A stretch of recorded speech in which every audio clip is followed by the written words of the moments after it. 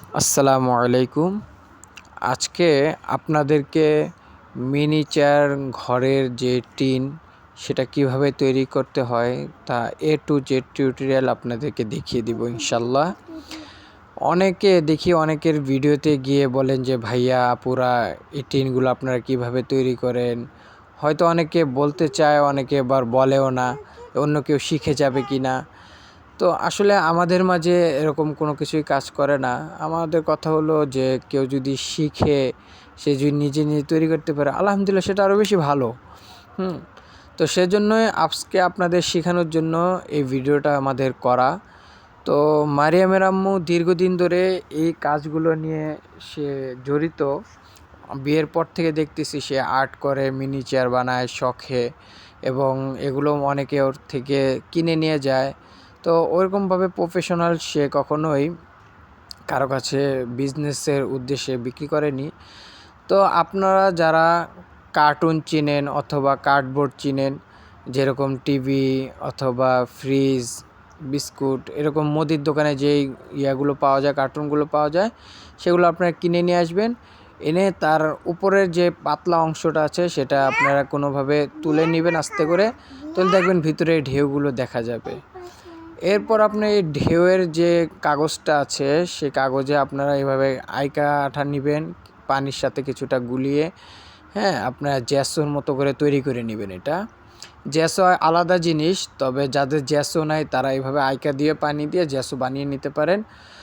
আর সাথে আমরা যে বিল্ডিংয়ের কাজ করি, সেই বিল্ডিংয়ের কাজে যে সিমেন্টটা ব্যবহার করি, সেই সিমেন্টটা এখানে দিব এই জন্য যেন কাগজটা দীর্ঘদিন যেন শক্ত থাকে এবং লং টাইম যেন সেটা ভালো সার্ভিস দেয়। সেজন্য আসলে এই সিমেন্টটা আঠার সাথে মিশিয়ে আমরা এভাবে একটু ব্রাশ করে নিলাম কাগজের উপরে, যেন শুকাইলে একটু শক্ত শক্ত ভাব হয়। আর সিমেন্ট একটু শক্ত জাতীয় জিনিস, এটা আমরা সবাই জানি।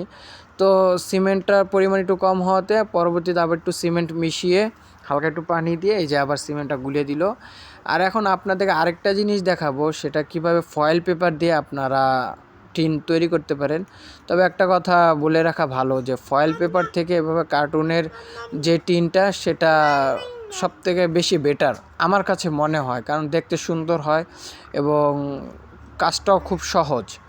তো দেখতে পারতেছেন আমরা একটা কাগজের সাইজ অনুপাতে ফয়েল পেপারটা কেটে নিয়েছি এবং একটা আপনার যে কাঠি, সে কাঠির সাহায্যে আমরা টিনের যে শেপটা সেটা তৈরি করে নিচ্ছি।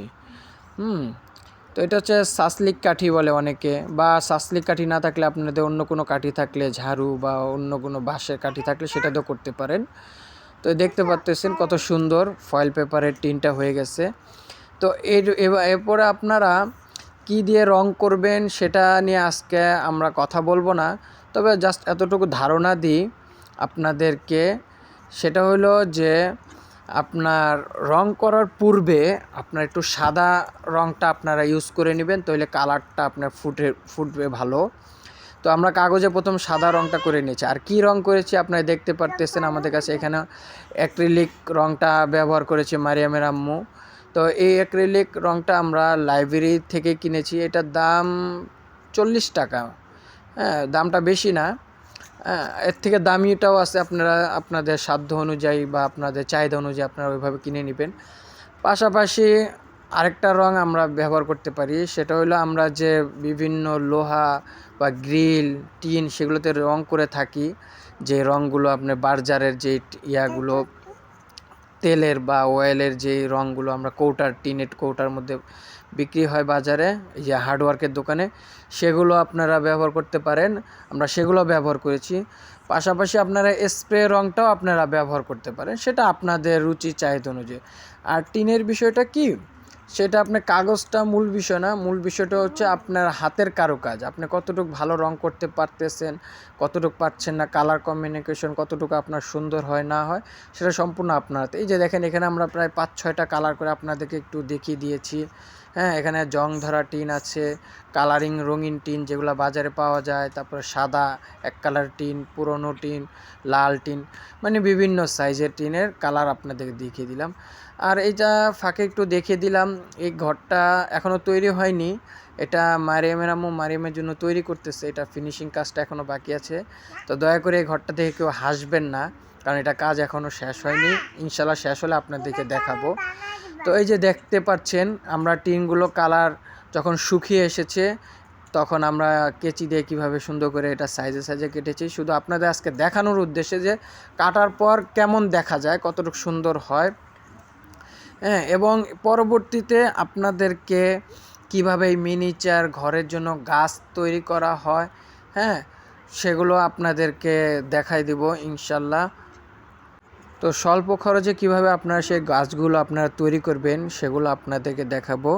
তো আপনারা আমাদের পাশে থাকবেন, সাপোর্ট করবেন।